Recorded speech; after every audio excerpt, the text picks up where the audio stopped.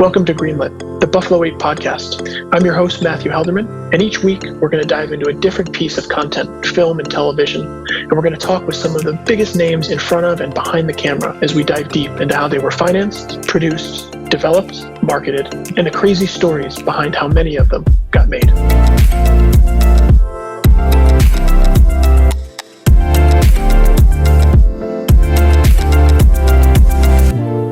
Welcome back to Greenlit, the Buffalo 8 podcast. Today I'm chatting with Paul Bales. Paul is one of the partners of the Los Angeles-based company, The Asylum. They're known most for sort of these mock-you busters or the low-budget blockbuster content. We've worked with Paul a number of times over the years on projects like Sharknado, which will ultimately be the focus of this episode. Paul's background, working at SAG for a number of years, the Screen Actors Guild, and also producing a lot of low-budget content, as in hundreds of movies, is really fascinating for a conversation. Paul's a great guy. We've enjoyed working with him over the years and watching their company grow. As you'll hear him say in this podcast, a lot of people think of them as sort of this one-trick pony overnight success. But Paul's a really fascinating guy, and the folks at The Asylum have done a really nice job of transitioning their business into television. So without further ado, enjoy this conversation with our friend and colleague, Paul Bales. Today I'm joined with an old friend, Paul Bales from The Asylum. And Paul, thanks for carving out the time. Happy to be here. I know we all have more time on our hands than we usually do, so appreciate you jumping on for a little bit. We've been fortunate enough over the years to work with The Asylum on a number of projects. That's certainly fortunate is one way to put it. That's right. Depends how nice we want to be to each other on this podcast. But I'd say Sharknado has always been sort of the big flag in the ground, certainly the biggest project we've worked on together. And obviously it went on to sort of be its own tidal wave afterwards. And so I think just sort of by way of setting us up for the conversation today, tell us about how Sharknado got greenlit and the story of that project. All right, sure. Well, The Asylum has been around for almost 22 years. And I think we were around for 15 years before Sharknado came along. So, we were overnight success 15 years later. But Sharknado came about because we had started to make films for the SyFy network. First, we'd sold them probably about 50 movies that had already been made. And we were really trying to get into that production model with them. And we did it, I think, around 2010. Our first SyFy film was a film called Mega Fault, starring Brittany Murphy. It was one of her last films. And it rated very well, and so they allowed us to continue making movies for them. And the way it would work with SyFy at the time is that, we just pitch ideas, and they'd heard a million of them. I mean, when we first started working with them, we created this pitch book of 50 ideas, and they went through it and they go, yeah, we did that one, we're doing this one, that one's already been made, so on and so forth, and finally found one that they could take. But then one day we developed a story that we called Shark Storm, and it was essentially Sharknado, and we pitched it to SyFy, and they said, we love this, but that's not the title. The title is Sharknado. And where that came from is Anthony Ferrante, who directed all of the Sharknado movies, had actually written a film for SyFy. I think it was one of the Leprechaun films. And in that film, they reference a fake movie, a movie that didn't exist, called Sharknado. And SyFy just always kept that title in the back of their heads. And when we pitched the story, they said, this matches. And that's where it came from. I love it. And so, all right, so now you go in, you pitch it, SyFy wants to do it. What's the process of going from there to getting it into production? Obviously the first one, super low budget. You had no crazy expectations that this thing was going to be none at all. Oh, none at all. In fact, as I've said before, we've made Sharknadoes 20 times before the first one. I mean, it was the same. The budgets are very low or relatively low on these productions. And, it's just crazy concepts that, work on the SyFy channel. So we didn't have any expectations about this at all. We thought it was just another one of these movies that was going to air. But I think what it had going for it was a crazy title, and that celebrities started tweeting about it. Right. It's really as simple as that. I mean, if Mia Farrow and Philip Roth and all the late night comedian hosts had not been tweeting about this thing, I don't think it would have been what it was. But I'm grateful. So it's out. You get it made. You sort of was it here in LA, the first one that you shot? We shot the first one in LA during the winter.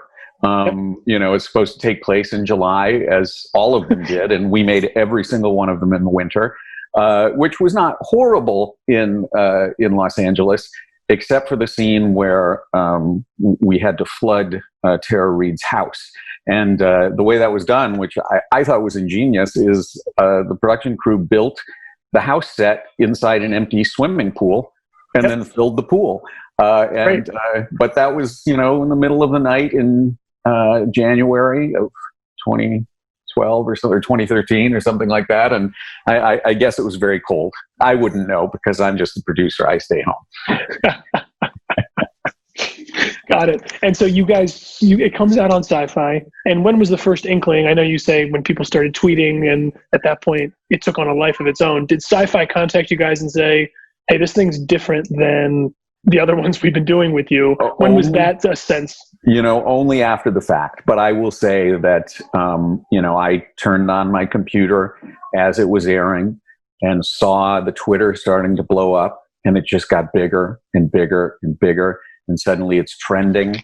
And I went to bed that night thinking our lives have changed. And sure enough, they did. I mean, SyFy contacts immediately. They wanted to do a theatrical release of the film. It did, I think, 100 cities, after it had been on SyFy.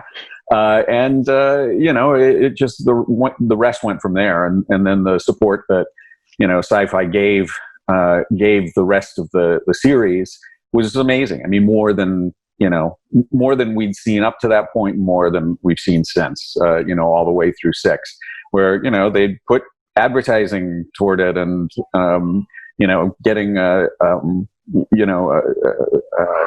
product placement and things like that. And they really supported the series up until the end. So it was cool. I remember being at a Comic-Con in like 2015, 2016-ish. And I remember you guys were promoting number 2. Mm-hmm. And there were people dressed in sharks costumes that the SyFy Network was paying for this like very public, very experiential marketing campaign. And they were everywhere, all over Comic-Con, totally crazy. And like you've said, they recognized SyFy Network that this was something different, that even for them, I feel like their lives quote unquote changed in the sense that all of a sudden they had this hit. How fast did they order number 2? Was it similar in terms of just the snowball effect thereafter all the way through? I know the series has sort of recently wrapped up. Mm-hmm. So the number 2 happened immediately, and and the same thing happened for each of the sequels after that. The only condition on number 2 was that they insisted that it be made in New York City, which is where they were based. And that was an experience.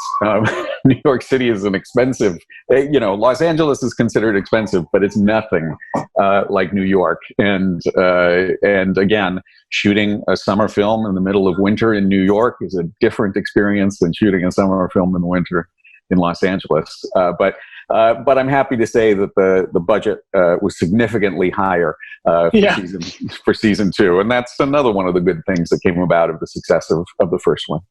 That's excellent.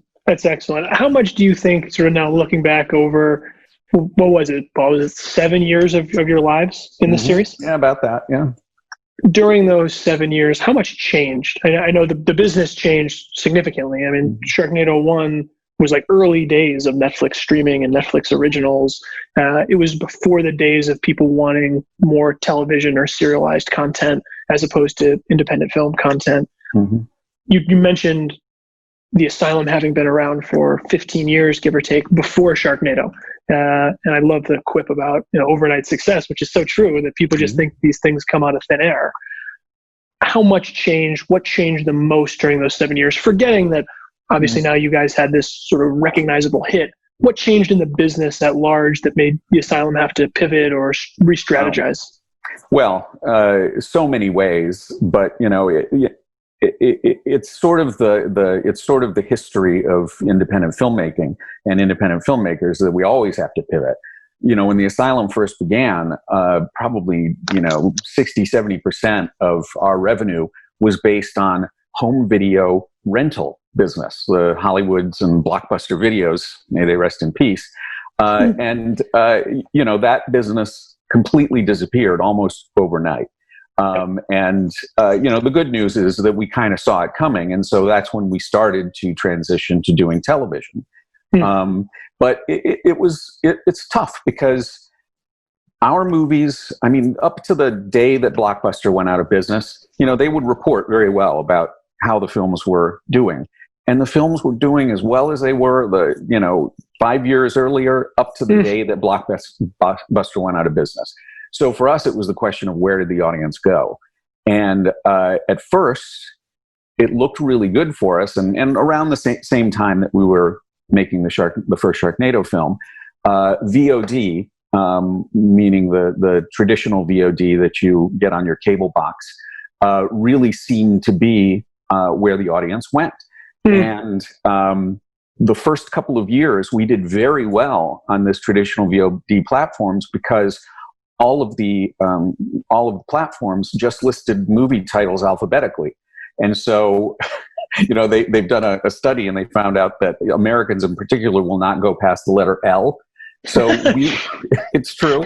So we would just title our movies with a number or the letter A. And so, if you look at our library, you'll see this very large number of our movie titles that, they start 2010 Moby Dick, or some other title, or Apocalypse.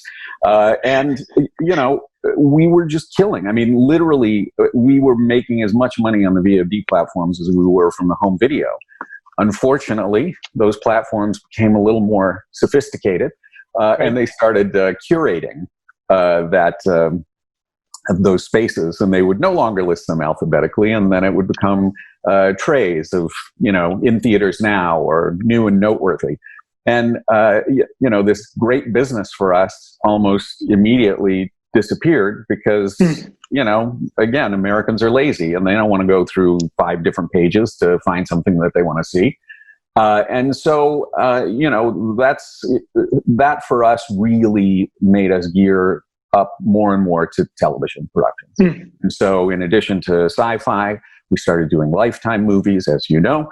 And, we did an Animal Planet movie, and, really just doing much, much more of the TV movies. And then happy to say that I call it our reward for Sharknado, is SyFy gave us our first television series, which was a series that ran for 5 years called Z Nation. And, it did very well all through the 5 seasons, but they decided at the end they didn't want it to continue. But Z Nation ended up getting us a spinoff of that series, which premiered last year on Netflix, called Black Summer. And, so we've been, gearing much more toward serialized television. Just it's really what we're trying to do much more of, because there are so few platforms anymore that make long form TV movies. The SyFy doesn't even do it anymore. They maybe 1 or 2 or 3 or 4 a year, whereas they used to do 25. Lifetime business is still good. Hallmark, if we can get it. We've done 1 Hallmark movie. And there are a few other smaller networks that are doing TV movies, but for the most part, that's businesses, shrinking as well. So, we're trying to do more series. That's the thing that we're working on most of all. But I will say a nice bright spot that's come in for us is AVOD platforms like the Tubi and Pluto and Roku and so on and so forth. They're sort of the Wild West that VOD used to be. It's been a nice bright spot in the market, is that, while we're working to get new television series and make these TV movies, that the library titles, some of these titles going back to, the earliest days of The Asylum, are really making some nice revenue based on these advertising supported VOD platforms. And it's great because, I guess kids today don't mind watching commercials. It's anathema to me. I mean, that's the last thing I want to do. But, for them, it's watching movies for free, and they have to watch a couple of commercials. And it's been really nice for us. And ironically, it's been really nice during this pandemic because so many people are home, that the unintended consequence is that they have a lot more time to watch shitty movies. So, while we're talking about watch shitty movies, so how big is the Asylum library? How many titles total? We have, not counting the series, we have about 300 movies, and Z Nation is 56 episodes and 8 of Black Summer. So it's it's nothing like the old home video libraries that are out there somewhere. But yeah, it's pretty hefty. And like I said, it's very nice when we can take these old films that we thought had run their course, and now they have this whole other life on these free advertising-based VOD platforms. Our classic Titanic 2, is killing on VOD, on AVOD, and so that's really nice, because the expenses, we've hopefully incurred everything, and it's a nice little gravy.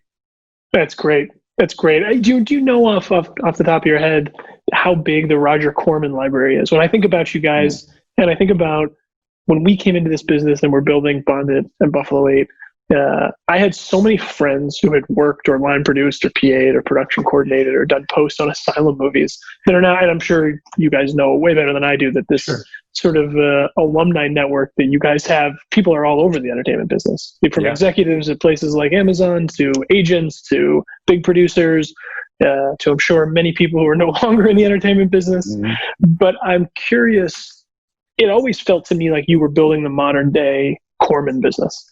Yeah, was that strategy, or how did it all come about? Yeah, I mean, to a certain extent, it was the strategy. I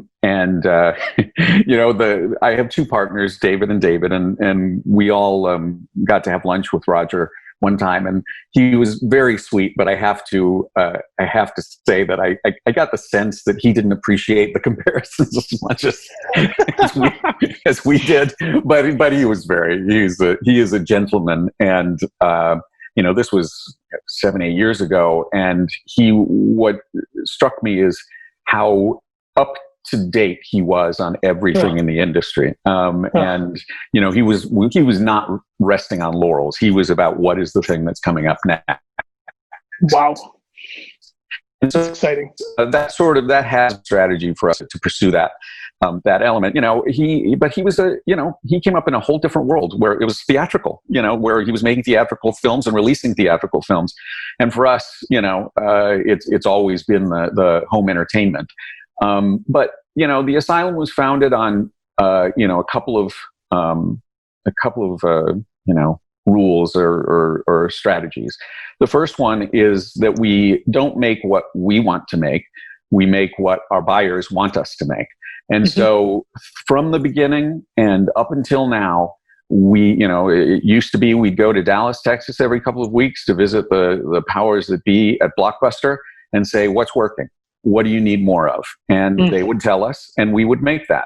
And it's the same thing with television and streaming platforms. It's we're not precious about because we've had the long-term goal of staying in business and making movies for as long as we can. We figure the first rule is do what your buyers want and give them what they want. The second rule, and this is very controversial, is we only make the movies for less than we know we can get back. You have to love that in this business that is, because you're joking somewhat, but you're really not, right? I mean, I think there's so many people that I don't even understand what they think they're making. Like I don't understand the value they think they're getting out of these movies. When you're in the business you're in, or you're in the business we're in of financing content, you get to see, unfortunately at times very crudely, how little value certain pieces of content, or said more truthfully, most pieces of content actually hold. It's true. As you may know, before I went to the Asylum, I worked first at Screen Actors Guild for almost 5 years, and then I ran their SAG Indie program for another close to 5 years. And so in that experience of, almost a decade, I saw films at all levels getting produced, getting made, and, my figures are 15, 16 years old, so they're no longer accurate. But at the time, it was something like 10% of the movies that got signed at SAG ever made any money, and something like 1% made the money back for the productions that they did. And so when I went to the Asylum, I go, well, here's the key. I'm not going to try to make anything good. I will only make things that will make money. And I'm partially joking, but I've definitely found, and this is very cynical, but I feel I've earned my cynicism, is, quality has very little to do with the equation of success or not success.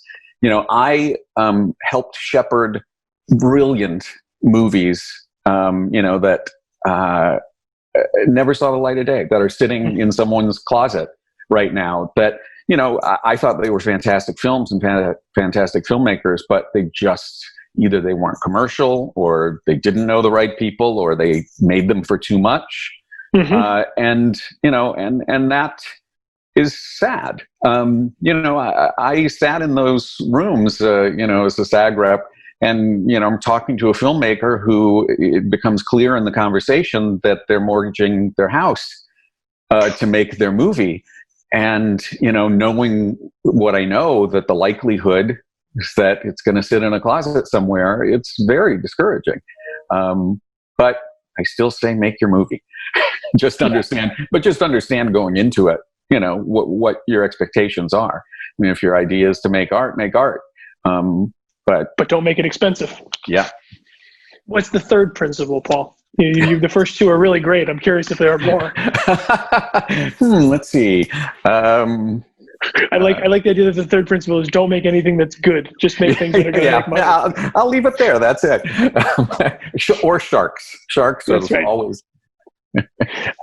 Shifting gears, could there be another, and I want to come back to Sharknado as a franchise. Sure. I just mean Sharknado as a case study of a successful film that breaks out. If you were to expect or hope to do something like that again, what would have to happen differently?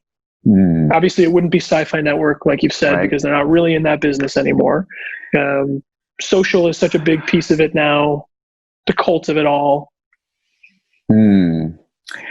Yeah, I don't.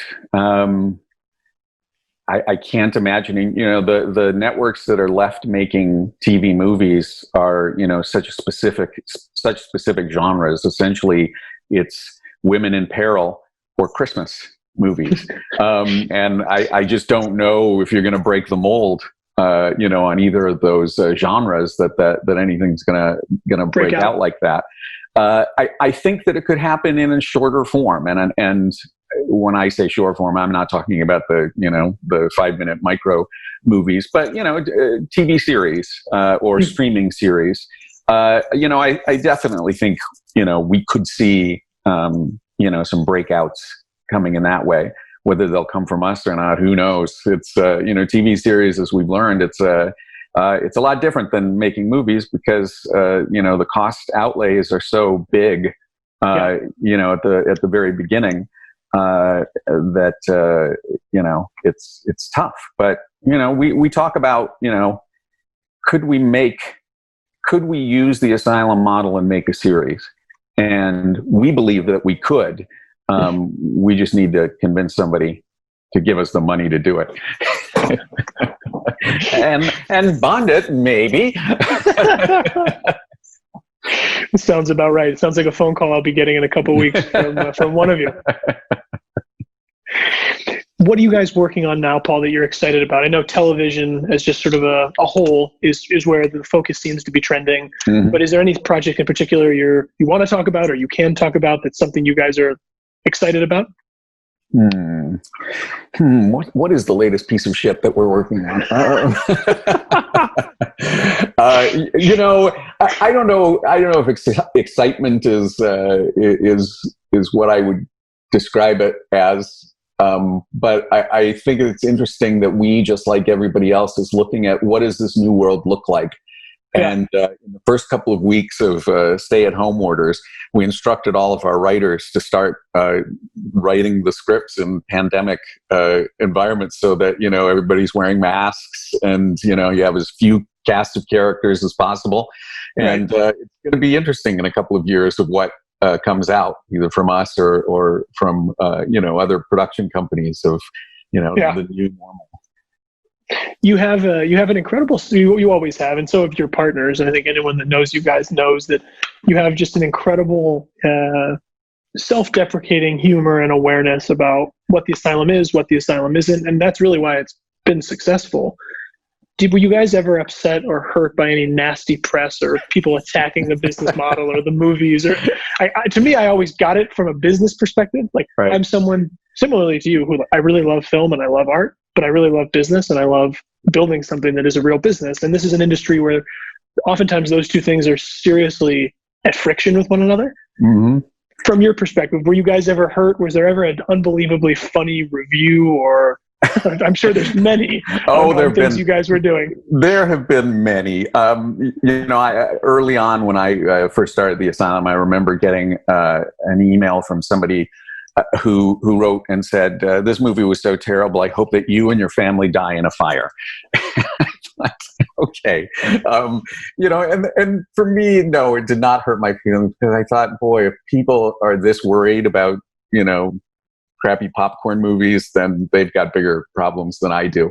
Right. But I will say, just sort of the opposite. Rather than being hurt by any of that, what I've been happy about is, 15 years ago, it used to be really cool to hate the asylum and just talk about how terrible they were. And about 15 years ago, it started to change. And people, I don't know whether it's that they got it, because I don't know if there's anything to get. We're just hacks making making crap. But I think people appreciated that. What we're really just trying to do is make fun movies that you don't have to think about. And it really became more cool to like the asylum than hate the asylum. And so that, rather than worrying about when the reviews were bad or the IMDb scores were terrible, which they still are, it became, you're either in on the joke or you're not. And I think it's better to be in on the joke. Yeah, no, it's well said. It's well said. Well, coming back to Sharknado, I remembered, and I want to leave the answer to you, and I won't spill anything because I don't know what I can or can't say or should or shouldn't say. I remember you telling me at one point there were discussions about what the next chapter in Sharknado's life could be, or maybe one day would be. I don't know if that ever went any further. I don't know if there's a story you can tell there. Or if there are a couple. There are a couple, because we think, for obvious reasons, it's kept us in business for a couple of years. We think that there's still life in this franchise. And I can tell you about 3 potential projects that are all still, that we're still pursuing, but, looking for help on this too, whether it be from BondIt or from any of the other people that will appear on these podcasts. But the first one, and the one that was most far along, is we actually were approached by Caesars Entertainment in Las Vegas about doing a live musical version of Sharknado. And that, was going along pretty well and was moving along nicely until a certain pandemic hit. And hopefully Las Vegas will survive that change. But that's something that we continue to pursue, and we'll do that. We also found the only time we've had any sort of significant merchandising on a project has been Sharknado. And when I say significant, it's like more than $10. But one thing that we found really was the sweet spot is boys' pajamas. Walmart was selling boys' Sharknado pajamas, and they sold out immediately. And going to the Comic-Cons and things like that, I think all ages appreciate Sharknado, but I think preteen boys of any age are probably the key. So we think that an animated Sharknado series would be a nice addition. And then, of course, we also, and I think this is what you were referring to, of what we've been talking about, is we'd love to do a reboot, with studio level cast and studio level budgets. And so if you're out there with billions of dollars, Jeff Bezos, Sharknado reboot can be yours. I love it, Paul. I love it. Well, I usually end these discussions by saying, what changed, or what would you have done differently to get this project greenlit now versus then? But you've largely answered it. And so maybe it's more so, what advice or what sort of insight would you offer, having written a pretty long and really interesting series of chapters over your career?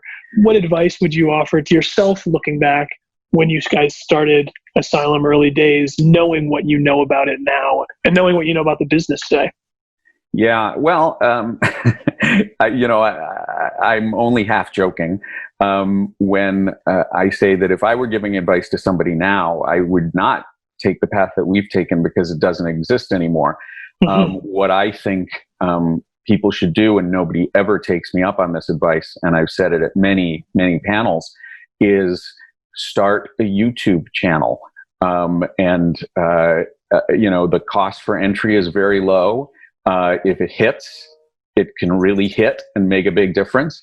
And then if you're good, if you have talent and have a unique voice, then Hollywood is going to find you.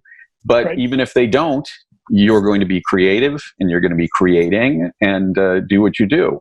I came to this conclusion when my daughters, who are 6 and 8, they would watch YouTube all the day, and they were just watching videos of people opening up toys. Right, unboxing. Yes. And I thought, oh my God, you're putting me out of business.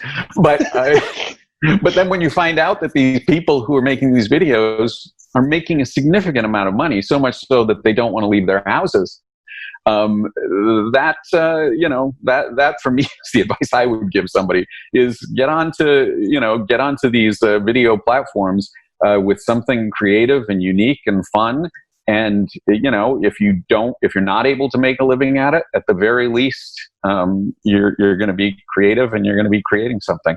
And that's the main advice I would give people. But then I'd also say the one thing about the Asylum, is you just keep doing it as long as you can.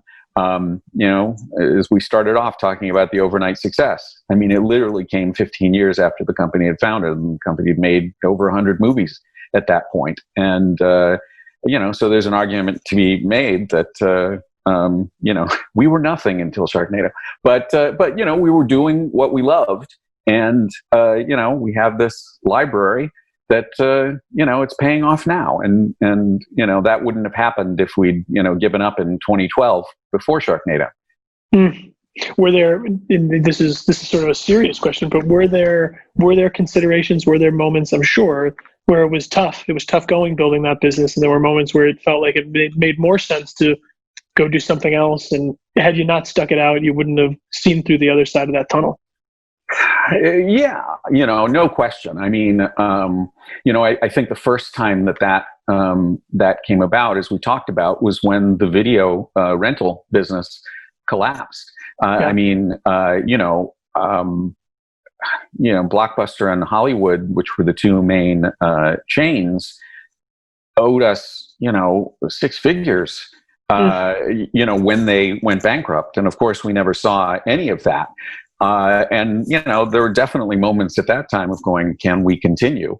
But fortunately, we'd done the legwork with SyFy to, get TV movies going. And but if the timing had not worked out, yeah, that would have been a moment of, what are we going to do? Was Blockbuster, were they pre-buying content, or was it all just a revenue share based on the activity in the stores? It was revenue share, but as I said, we didn't move without their approval. Right. We would literally we'd go to Dallas all the time. I love the town. And we'd meet with them and we'd say, we're thinking about this, this, this, and this. And they go, yeah, that'll work. That won't work. Don't do that. And usually we followed their advice. And we did the same thing up in Portland with Hollywood Video. And, that's how we made it. So in a way, they sort of were pre-buys because we wouldn't make them until we knew that it was going to work. And the revenue share model was great. It was. We miss those days so much.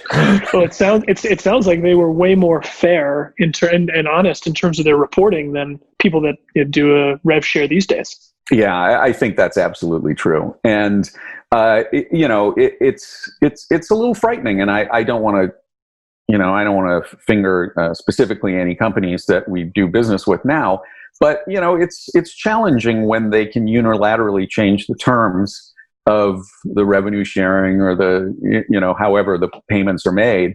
And that's happened a couple of times with companies that we're doing business with, where the revenue from 1 month can drop 50%. Just because they decided that they need a bigger piece or whatever. Right. The decision making comes from that. But but the good thing, and I kind of alluded to this earlier with independent production companies and independent producers in general, is we have to be nimble and we have to be able to change on a dime. And we've done it now, as I described, 3-4 times just in the time that I've been with the Asylum, which is 16, almost 17 years. We've had to change our business model completely. And, the studios are always going to be fine because they have more money than God. But they don't have to, and they can't change, the way that they're doing business. But if you're an indie, you have to be able to do that. And, I'm confident that we'll be able to, pivot to whatever the next new thing, the kids are watching, movies on their watch. Seriously. Yeah. I'm curious, did you guys, with that big library and with the fact that you've been able to reinvent yourselves, did you ever think about launching your own VOD platform where you'd be direct to your own consumer, direct to your own audience? We thought of it, but we're really lazy. So, it's really never been anything that we pursued. But I will say, at least for the time being, that on the major AVOD platforms, the channels are specifically geared toward the Asylum. They're the Asylum channel on Pluto TV and so on and so forth. And, I always worry about the studios and how they're going to screw us, especially these platforms. And eventually it's coming, but it's just our job to keep an eye on it and figure out what we're going to do when changes start to happen. But yeah, we think that even though they're not our VOD platforms, because they're so geared toward the Asylum and are known as the Asylum, and again, knocking wood, presently are working that way. We've been told by some of these platforms that our channels are some of the most successful, which is nice to hear. But one thing that we're looking at, and, again, we're very lazy, so we haven't gotten too far, but really starting to think about, can we program specifically for these platforms? Why don't we do a TV series that, is on one of these? And again, it's just, figuring out how you do that. And then does it have a life after these VOD platforms? And that's something to see. It's always exciting. I love it. Well, I really appreciate you taking the time. I could feel, it's funny, you never really became jaded. We speak to a lot of people in this industry, and a lot of people sort of look back at, they sort of lose that spark that made them interested in movies or interested in making content, interested in having to reinvent yourself. You guys, as much as people want to knock you down and have your family burn in fires because of the content you've made, you've still continued to stay at the forefront of what you guys do. So I think it's awesome, and I appreciate it. Yeah, thank you. It's just that we started jaded, so you can't tell the difference. That's right. I really appreciate the time, Paul. Thank you. It was my pleasure for carving it out, and hopefully we can find some more A-caliber content to do together. I hope so too. Thanks. Take care, Paul. Yeah, right. Take care. Bye. Thank you all for listening to another episode of Greenlit, the Buffalo 8 podcast. For financing questions, feel free to contact us at BondIt Media Capital at info@bondit.us. For production, development, and distribution questions, feel free to contact us at Buffalo 8, info@buffalo8.com. We'd love to hear from you and hope you'll continue listening to the podcast episodes ahead.